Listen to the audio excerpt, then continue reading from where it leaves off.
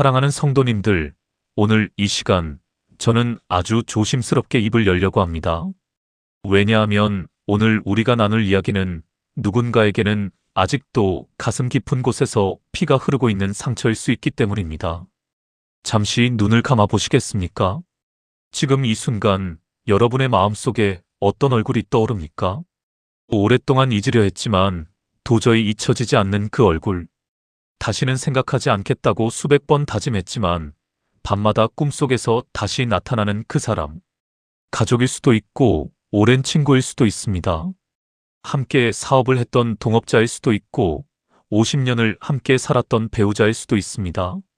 아니면 가장 믿었던 교회 지체일 수도 있습니다. 그 사람이 나에게 한 일을 생각하면 지금도 손이 떨리고 심장이 빨라집니다. 억울함이 밀려오고 분노가 치밀어 오릅니다.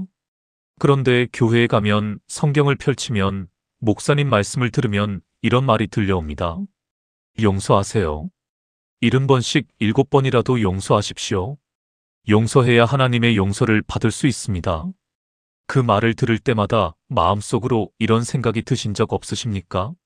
목사님, 당신은 내가 당한 일을 모르니까 그런 말을 하는 거예요. 그 사람이 나한테 한 짓을 알면 용서하라는 말이 절대 안 나올 거예요. 저도 용서하고 싶어요. 정말이에요. 그런데 안 돼요. 도저히 안 된다고요. 사랑하는 성도님들, 오늘 저는 그 솔직한 고백을 들으러 왔습니다. 용서하라고 다그치러 온 것이 아닙니다. 왜 아직도 용서 못하느냐고 정죄하러 온 것도 아닙니다. 오히려 저는 오늘 이렇게 말씀드리고 싶습니다. 용서가 안 된다는 그 감정은 여러분이 나약한 것이 아닙니다. 여러분의 믿음이 부족한 것도 아닙니다. 그것은 여러분이 깊은 상처를 받았다는 증거이고 여러분이 아직 그 상처로 인해 고통받고 있다는 살아있는 신호입니다. 그리고 하나님은 그 고통을 알고 계십니다. 오늘 이 시간 저는 성경 말씀을 통해 4가지 진리를 여러분과 함께 나누겠습니다. 이 4가지 진리가 여러분의 손에 쥐어진 용서의 짐을 조금이라도 내려놓게 해주기를 간절히 기도합니다. 이 진리들은 여러분을 자유하게 할 것입니다. 상대방을 위한 자유가 아니라 바로 여러분 자신을 위한 자유입니다. 그 자유를 향해 함께 나아가 보겠습니다. 첫 번째로 용서가 안 되는 것은 여러분의 잘못이 아닙니다. 사랑하는 성도님들, 저는 먼저 이 말을 드려야 합니다. 왜냐하면 너무나 많은 분들이 나는 왜 용서가 안 될까라는 자책감 속에 살아가고 있기 때문입니다. 교회에서는 용서하라고 하는데 마음은 안 된다고 하고 그러다 보면 자기 자신을 정죄하기 시작합니다. 나는 믿음이 없는 사람인가 봐. 나는 진정한 그리스도인이 아닌가 봐. 하나님이 나를 어떻게 생각하실까? 이런 생각들이 상처 위에 또 다른 상처를 만들어냅니다. 그런데 사랑하는 성도님들, 성경을 처음부터 끝까지 읽어보시면 놀라운 사실을 발견하게 됩니다. 성경 속의 위대한 믿음의 사람들도 용서가 얼마나 어려운 일인지 알고 있었습니다. 시편 기자는 이렇게 울부짖었습니다. 시편 55편 12절에서 14절을 보시면 이런 말씀이 나옵니다. 나를 책망하는 자가 원수가 아니었더라면 내가 참았으리라. 나를 미워하는 자가 나보다 큰 체하지 아니하였더라면 내가 그를 피하여 숨었으리라. 그것은 다름이 아니라 너 곧 나의 동료, 나의 동무, 나의 가까운 친구로다. 얼마나 생생한 표현입니까? 원수에게 당한 것이 아니라 가장 가까운 동료에게, 가장 믿었던 친구에게 상처받은 그 아픔. 다윗은 그것을 숨기지 않았습니다. 하나님 앞에 그대로 쏟아냈습니다. 그리고 계속해서 시편 55편 20절과 21절에서는 이렇게 말합니다. 그는 화평하던 자에게 손을 대어 그의 언약을 배반하였도다. 그의 입은 우유 기름보다 미끄러우나 그의 마음은 전쟁이요. 그의 말은 기름보다 유하나 실상은 뽑힌 칼이로다. 사랑하는 성도님들, 이것이 다윗의 기도입니다. 성경에서 가장 위대한 믿음의 왕, 하나님의 마음에 합한 자라고 불린 다윗이 이런 분노의 기도를 드렸습니다. 그가 이 기도를 드릴 때 그것이 죄가 아니었습니다. 하나님은 그 기도를 성경에 담으셨습니다. 그 이유가 무엇이겠습니까? 우리에게 이것을 가르치시기 위함입니다. 내 상처를 숨기지 말라. 내 분노를 내 앞에 쏟아내어라. 나는 내 마음을 다 받아줄 것이다. 사랑하는 성도님들, 용서가 안 되는 감정 자체는 죄가 아닙니다. 그 감정을 하나님 앞에 가져가지 않는 것이 문제입니다. 그 감정으로 인해 원한을 품고 복수를 꿈꾸고 저주를 내뱉고 더 나아가 행동으로 옮기는 것이 죄입니다. 그런데 우리는 너무나 자주 이 순서를 뒤집습니다. 감정 자체를 죄악시하고 감정을 억누르고 상처를 덮어버리려 합니다. 그러면 어떻게 됩니까? 상처는 더 깊어집니다. 덮어둔 상처는 곱습니다.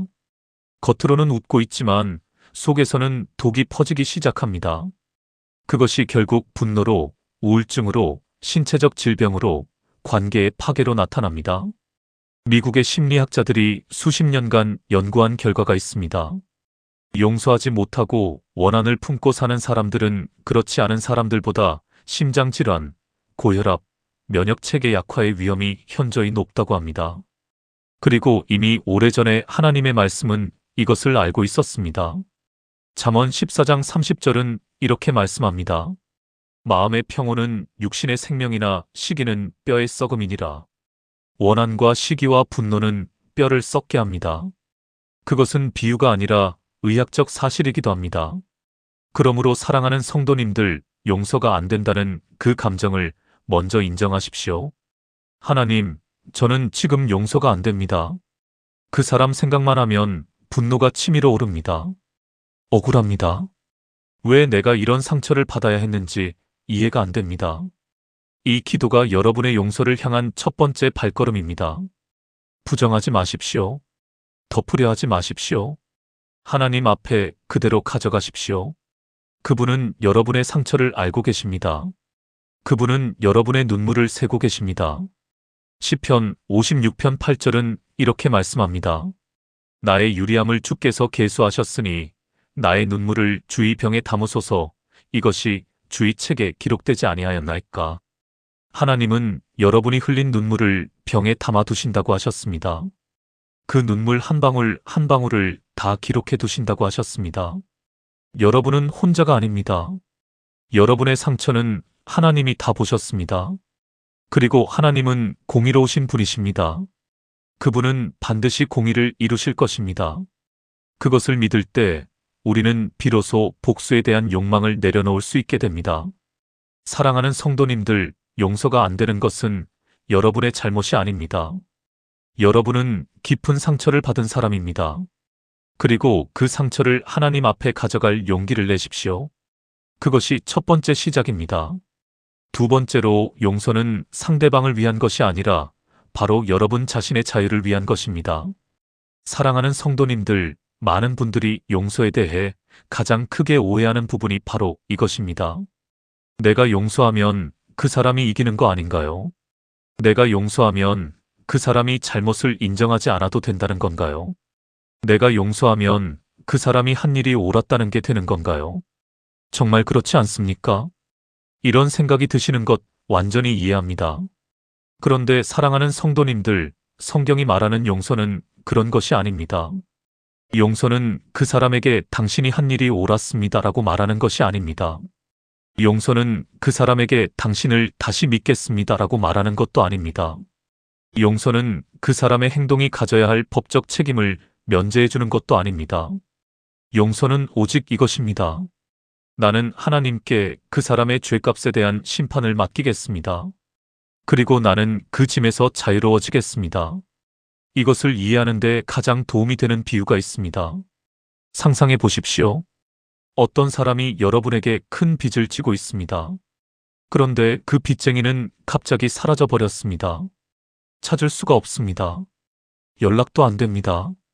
그런데 여러분은 그 사람을 찾기 위해, 그 돈을 받기 위해 매일 온 에너지를 쏟아붓고 있습니다. 밥도 못 먹고 잠도 못 자고 가족들도 뒤로하고 건강도 잃어가면서 그 사람을 추적하고 있습니다. 그런데 사실 그 빚은 받을 가능성이 거의 없습니다. 그 상황에서 누군가 이렇게 말한다면 어떻겠습니까? 그 빚을 포기하세요. 그 돈을 포기하고 당신의 남은 인생을 사세요. 그것이 바로 용서입니다. 빚을 포기하는 것입니다. 빚쟁이가 잘해서가 아닙니다. 빚쟁이가 반성해서가 아닙니다. 내가 살기 위해서입니다. 사랑하는 성도님들, 원한을 품고 사는 것은 독이 든 음료를 마시면서 상대방이 죽기를 기다리는 것과 같다는 말이 있습니다. 그 독은 상대방에게 가지 않습니다. 그 독은 내 몸을 통과합니다. 원한의 독은 나를 갉아먹습니다. 내 기쁨을 빼앗고, 내 평화를 빼앗고, 내 건강을 빼앗고, 내 관계를 빼앗고, 마침내 내 믿음까지 빼앗으려 합니다. 그런데 그 사람은 아무것도 모릅니다. 여러분이 밤마다 잠 못 이루고 괴로워하는 동안 어쩌면 그 사람은 아무 일도 없었다는 듯 잘 자고 있을 수도 있습니다. 이것이 얼마나 억울한 일입니까? 그러므로 용서는 상대방을 위한 선물이 아닙니다. 용서는 여러분 자신을 위한 선물입니다. 여러분이 그 원한의 감옥에서 나오는 열쇠입니다. 그 열쇠를 사용할 것인지 말 것인지의 선택은 오직 여러분에게 달려 있습니다. 성경에서 이것을 가장 극적으로 보여주는 인물이 있습니다. 바로 요셉입니다. 사랑하는 성도님들, 요셉의 이야기를 잠시 생각해 보십시오. 요셉은 17살에 자신의 친형제들에게 팔렸습니다. 가장 믿고 의지해야 할 혈육이 돈 몇 푼에 그를 이방 상인들에게 넘겨버렸습니다. 이집트의 노예로 팔려간 요셉은 보디발의 집에서 열심히 일했습니다. 그런데 이번에는 보디발의 아내가 거짓 고소를 해서 요셉을 감옥에 넣어버렸습니다. 감옥에서 술 맡은 관원장을 도와주었더니 그도 요셉을 잊어버렸습니다. 배신에 배신이 겹쳐졌습니다. 억울함에 억울함이 쌓여갔습니다. 무려 13년입니다. 17살부터 30살까지 요셉은 남의 나라에서 아무도 자신의 억울함을 알아주지 않는 상황 속에서 노예와 죄수로 살았습니다. 그런데 하나님의 때가 되어 요셉이 애굽의 총리가 되었습니다. 그리고 마침내 그 형제들이 양식을 구하러 요셉 앞에 나타났습니다. 이 순간이 여러분이라면 어떻겠습니까? 드디어 때가 왔구나. 내가 어떻게 당했는지 이제 갚아주겠다. 이런 생각이 드는 것이 인간의 자연스러운 감정입니다. 그런데 요셉은 무엇을 했습니까? 창세기 45장 4절에서 8절을 보시면 이런 말씀이 나옵니다. 요셉이 그 형제들에게 이르되 내게로 가까이 오소서 하매 그들이 가까이 가니 이르되 나는 당신들의 아우 요셉이니 당신들이 애굽의 판자라. 당신들이 나를 이곳에 팔았다고 해서 근심하지 마소서 한탄하지 마소서 하나님이 생명을 구원하시려고 나를 당신들보다 먼저 보내셨나이다. 그리고 계속해서 이렇게 말합니다. 그런즉 나를 이리로 보낸 이는 당신들이 아니요 하나님이시라. 사랑하는 성도님들, 이것이 요셉의 용서의 비밀입니다. 요셉이 형제들의 행동을 작게 여겨서 용서한 것이 아닙니다. 요셉이 형제들의 잘못을 모른 척해서 용서한 것이 아닙니다. 요셉은 이렇게 생각했습니다. 하나님이 이 모든 것을 섭리하셨다. 형제들이 나를 팔았지만 하나님은 그것을 통해 하나님의 계획을 이루셨다. 이 관점의 전환이 용서를 가능하게 했습니다. 그런데 여기서 중요한 것이 있습니다. 요셉도 처음부터 바로 용서했을까요? 성경을 자세히 읽어보면 그렇지 않았습니다. 처음 형제들을 만났을 때 요셉은 몇 번이나 눈물을 참으며 자리를 피해 혼자 울었습니다. 창세기 42장 24절을 보면 요셉이 그들을 떠나 울고라고 나와 있습니다. 창세기 43장 30절에서도 속이 간절하여 급히 울 곳을 찾아 안방에 들어가 거기서 운이라고 했습니다. 요셉도 울었습니다. 요셉도 감정의 홍수를 겪었습니다. 그것이 다 정리된 후에야 비로소 자신을 드러내고 용서를 선포했습니다. 사랑하는 성도님들, 용서는 즉각적인 감정의 변화가 아닐 수 있습니다. 용서는 과정입니다. 울어도 됩니다. 화내도 됩니다. 그 감정을 하나님 앞에 다 쏟아낸 후에 하나님의 은혜로 결단으로 선택하는 것이 용서입니다. 그리고 그 용서는 결국 상대방이 아닌 여러분 자신을 자유하게 합니다. 요셉은 용서함으로써 마침내 아버지와 재회했고 가족을 되찾았고 기쁨을 회복했습니다. 용서는 여러분 자신에게 돌아오는 자유의 선물입니다. 세 번째로 용서는 감정이 아니라 결단입니다. 사랑하는 성도님들, 이것이 아마도 오늘 말씀 중에 가장 실제적인 부분일 것입니다. 왜 용서가 안 됩니까? 많은 분들이 이렇게 생각하시기 때문입니다. 용서는 그 사람에 대한 감정이 없어질 때 되는 것이다. 용서는 그 사람을 생각할 때 아무런 감정이 들지 않을 때 이루어지는 것이다. 분노가 사라지면 그때 용서할 수 있을 것이다. 그런데 사랑하는 성도님들, 이 생각이 바로 우리를 용서하지 못하게 만드는 함정입니다. 그 분노의 감정이 사라지기를 기다린다면 어쩌면 평생 용서하지 못할 수도 있습니다. 왜냐하면 깊은 상처는 쉽게 사라지지 않기 때문입니다. 특히 50대, 60대, 70대에 입은 상처는 더 그렇습니다. 오랜 세월 동안 형성된 관계에서 가장 믿었던 사람에게 받은 상처는 쉽게 사라지지 않습니다. 그렇다면 어떻게 해야 합니까? 성경의 원리는 이것입니다. 용서는 감정이 먼저가 아닙니다. 용서는 결단이 먼저입니다. 결단이 감정을 이끌어갑니다. 이것을 가장 잘 보여주는 말씀이 마태복음 18장 21절에서 22절입니다. 그때에 베드로가 나와 이르되 주여 형제가 내게 죄를 범하면 몇 번이나 용서하여 주리이까? 7번까지 하오리이까? 예수께서 이르시되 내게 이르노니 7번뿐 아니라 70번씩 7번이라도 할지니라. 70번씩 7번이라고 하셨습니다. 490번입니다. 사랑하는 성도님들, 예수님이 진짜 490번 세어보라고 하신 것이 아닙니다. 이 말씀의 의미는 이것입니다. 셀 수 없이 용서하라. 계산하지 마라. 그런데 여기서 중요한 것이 있습니다. 베드로가 왜 이 질문을 했겠습니까? 용서가 쉬워서가 아닙니다. 용서가 너무 힘들었기 때문입니다. 한 번 용서했는데 또 상처를 받고 또 용서했는데 또 상처를 받고 그러다 보니 베드로도 지쳤습니다. 주님, 도대체 몇 번까지 해야 합니까? 이 질문 속에 베드로의 지침이 담겨 있습니다. 그런데 주님은 이렇게 말씀하셨습니다. 70번씩 7번이라도 하라. 이것이 명령입니다. 감정이 될 때까지 기다리라는 말씀이 아닙니다. 결단하고 행하라는 명령입니다. 사랑하는 성도님들, 그렇다면 실제로 어떻게 해야 합니까? 구체적인 방법을 말씀드리겠습니다. 먼저 하나님 앞에 결단의 기도를 드리는 것입니다. 하나님, 저는 지금 그 사람을 용서하고 싶지 않습니다. 감정적으로는 도저히 안 됩니다. 그러나 저는 오늘 결단합니다.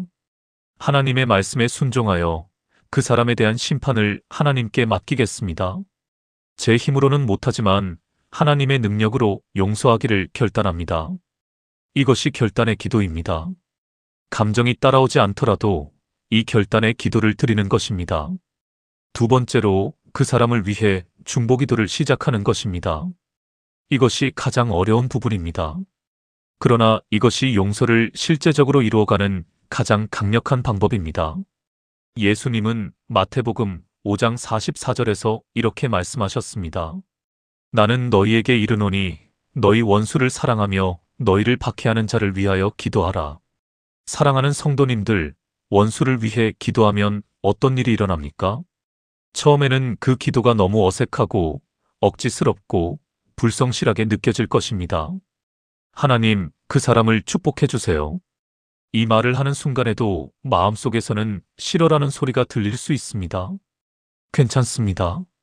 그래도 하십시오. 감정은 나중에 따라옵니다. 여러분이 그 사람을 위해 기도할 때 하나님은 여러분의 마음을 변화시키기 시작하십니다.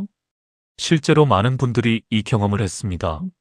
처음에는 억지로 원수를 위해 기도했는데 한 달이 지나고 두 달이 지나고 석 달이 지나면서 그 사람에 대한 분노가 조금씩 줄어드는 것을 경험했습니다. 기도가 마음을 변화시켰기 때문입니다. 세 번째로 자신에게 이렇게 말하는 것입니다. 나는 오늘 다시 용서를 선택한다. 용서는 단번에 이루어지지 않을 수 있습니다. 그 사람에 대한 생각이 떠오를 때마다, 분노가 올라올 때마다 다시 결단해야 합니다. 나는 오늘 다시 용서를 선택한다. 이것을 매일 어쩌면 하루에도 여러 번 해야 할 수 있습니다. 그런데 그것이 잘못된 것이 아닙니다. 그것이 바로 70번씩 7번 용서하라는 말씀의 진정한 의미입니다. 사랑하는 성도님들, 어느 분의 간증을 들은 적이 있습니다. 70대 초반의 권사님이셨는데 40년 전에 자신의 남편이 다른 여성과 불륜을 저질렀다고 하셨습니다. 그 충격과 배신감은 이루 말할 수 없었다고 하셨습니다. 교회를 다녔지만 용서는 너무 어려웠습니다. 그런데 어느 날 새벽 기도 중에 하나님의 음성처럼 느껴지는 마음이 있었다고 하셨습니다. 딸아, 용서해라. 하나님 못합니다. 못하는 것이 아니라 안 하는 것이다. 그렇습니다. 안 하고 싶습니다. 그 사람을 붙들고 있는 것이 그 사람을 위한 것이냐? 너 자신을 위한 것이냐? 이 질문이 권사님의 마음을 뚫었다고 하셨습니다. 저를 위한 것이었습니다. 저는 그 사람을 용서 못한다는 것으로 제 원통함을 붙들고 있었습니다. 그날 새벽 권사님은 무릎을 꿇고 결단의 기도를 드리셨다고 합니다. 감정은 아직 따라오지 않았지만 결단했습니다. 그리고 그 결단 이후로 매일 남편을 위한 중보기도를 드리기 시작하셨습니다. 1년이 지나고 2년이 지나면서 그 분노의 불길이 서서히 사그라드는 것을 경험하셨다고 합니다. 그리고 지금은 그 남편이 노안으로 누워 있는데 그 남편 곁을 지키며 돌보고 계신다고 하셨습니다. 그것이 사랑이 됩니까? 사랑하는 성도님들, 그것이 기적입니다. 결단이 감정을 바꾸는 기적입니다. 용서는 감정이 아니라 결단입니다. 그 결단을 오늘 하십시오. 네 번째로, 용서의 능력은 오직 하나님께로부터 옵니다. 사랑하는 성도님들, 지금까지 말씀드린 모든 것을 들으시면서 이런 생각이 드실 수 있습니다. 말씀은 알겠는데 그래도 정말 모르겠어요. 제가 당한 상처는 너무 커서 정말 도저히 안 될 것 같아요. 결단하려고 해봤는데 결단 자체가 안 됩니다. 그 마음 충분히 이해합니다. 그리고 사실 여러분의 그 고백이 맞습니다. 인간의 힘으로는 용서가 안 됩니다. 특히 깊은 상처일수록 더 그렇습니다. 우리 스스로의 의지력과 결단력으로 어떤 상처는 용서할 수 있을 수도 있습니다. 그러나 인생을 무너뜨린 배신, 수십 년을 짓누른 상처, 가장 소중한 것을 빼앗아간 사람을 향한 분노는 인간의 힘만으로는 정말 어렵습니다. 그래서 바울은 이렇게 말했습니다. 에베소서 4장 32절을 보시면 이런 말씀이 나옵니다. 서로 친절하게 하며 불쌍히 여기며 서로 용서하기를 하나님이 그리스도 안에서 너희를 용서하심과 같이 하라. 중요한 것은 이 마지막 부분입니다. 하나님이 그리스도 안에서 너희를 용서하심과 같이. 우리가 용서해야 하는 근거는 상대방이 용서받을 만해서가 아닙니다. 우리가 용서해야 하는 힘의 원천은 하나님이 우리를 용서하셨다는 것입니다. 사랑하는 성도님들, 잠시 여기서 멈추어 봅시다. 하나님이 나를 용서하셨다는 것이 무슨 의미입니까? 내가 하나님 앞에 어떤 죄인이었습니까? 성경은 이렇게 말합니다. 로마서 5장 8절을 보면 이렇게 나와 있습니다. 우리가 아직 죄인 되었을 때에 그리스도께서 우리를 위하여 죽으심으로 하나님께서 우리에 대한 자기의 사랑을 확증하셨느니라. 우리가 반성하고 돌이켜서 용서받은 것이 아닙니다. 아직 죄인이었을 때, 하나님을 배반하고 있었을 때, 하나님을 무시하고 살아갈 때, 그때 이미 하나님은 독생자 예수님을 십자가에 내어주셨습니다. 그 십자가에서 예수님이 하신 말씀이 있습니다. 누가복음 23장 34절을 보시면 이런 말씀이 나옵니다. 아버지 저들을 사하여 주옵소서 자기들이 하는 것을 알지 못함이니이다. 자신을 십자가에 못 박은 사람들을 위해 기도하셨습니다. 자신을 향해 욕하고 조롱하는 자들을 위해 용서를 구하셨습니다. 사랑하는 성도님들, 이 용서가 어떻게 가능했겠습니까? 예수님도 인간의 감정이 없으셨을까요? 예수님은 겟세마네 동산에서 땀이 핏방울같이 되도록 기도하셨습니다. 그분도 그 고통이 두려우셨습니다. 그분도 그 잔이 지나가기를 원하셨습니다. 그러나 아버지의 뜻에 순종하셨습니다. 결단으로 순종하셨습니다. 그리고 십자가 위에서 용서를 선포하셨습니다. 사랑하는 성도님들, 우리에게는 그 예수님이 계십니다. 우리 안에 성령님이 계십니다. 빌립보서 4장 13절은 이렇게 말씀합니다. 내게 능력 주시는 자 안에서 내가 모든 것을 할 수 있느니라. 모든 것을 할 수 있다고 하셨습니다. 용서도 그 모든 것 안에 포함됩니다. 내 힘으로는 안 되지만 능력 주시는 분 안에서는 가능합니다. 그러므로 이렇게 기도하십시오. 하나님, 저는 용서할 수 없습니다. 그러나 당신은 하실 수 있습니다. 당신의 용서하는 능력이 제 마음 안에 흘러들어오게 해주세요. 당신이 저를 용서하셨음을 기억하게 해주세요. 그 사랑의 힘으로 제가 용서할 수 있게 해주세요. 이것이 가장 정직하고 가장 강력한 기도입니다. 사랑하는 성도님들, 요셉의 이야기로 다시 돌아가 봅시다. 요셉이 형제들을 용서한 것은 요셉이 특별히 성품이 좋아서가 아니었습니다. 요셉이 어떻게 했습니까? 하나님이 보내신 것이다라고 했습니다. 하나님의 섭리를 보았습니다. 이것이 가능했던 것은 요셉이 그 긴 노예 생활과 감옥 생활 속에서 하나님을 붙들었기 때문입니다. 억울한 상황에서도 하나님을 신뢰했기 때문입니다. 창세기 39장 21절을 보면 이런 말씀이 나옵니다. 여호와께서 요셉과 함께 하시고 그에게 인자를 더하사 간수장에게 은혜를 받게 하시니 감옥 안에서도 하나님은 요셉과 함께 계셨습니다. 요셉은 그 감옥 속에서도 하나님을 신뢰했습니다. 그리고 그 신뢰가 마침내 형제들을 용서할 수 있는 힘이 되었습니다. 사랑하는 성도님들, 용서는 우리의 영적 성장의 문제이기도 합니다. 우리가 하나님을 더 깊이 알수록, 하나님의 사랑을 더 깊이 경험할수록, 하나님의 용서를 더 생생하게 느낄수록 우리는 다른 사람을 용서할 수 있는 능력이 커집니다. 그러므로 용서하지 못하고 있다면 지금 이 시간이 하나님께로 더 깊이 나아갈 기회입니다. 하나님, 당신의 용서가 얼마나 큰지 보여주세요. 제가 당신으로부터 얼마나 큰 용서를 받았는지 깨닫게 해주세요. 이 기도를 드리십시오. 그리고 한 가지 더 말씀드리고 싶습니다. 용서는 화해와 다릅니다. 사랑하는 성도님들, 이것을 꼭 기억하셔야 합니다. 용서했다고 해서 반드시 그 사람과의 관계를 회복해야 하는 것은 아닙니다. 용서는 내 마음에서 그 사람에 대한 심판을 하나님께 맡기는 것입니다. 그러나 화해는 두 사람 사이의 관계가 회복되는 것이고 그것은 상대방의 변화와 반성, 그리고 신뢰의 재건이 필요한 또 다른 과정입니다. 가정폭력을 당한 분이라면 그 가해자를 용서할 수 있지만 다시 함께 살아야 할 의무는 없습니다. 사기를 당한 분이라면 그 사람을 용서할 수 있지만 다시 돈을 맡길 필요는 없습니다. 깊은 배신을 경험한 분이라면 그 사람을 용서할 수 있지만 다시 그 관계를 이전과 똑같이 회복할 필요는 없습니다. 경계선을 지키는 것은 지혜입니다. 용서하되 지혜롭게 거리를 두는 것은 자신을 보호하는 건강한 방법입니다.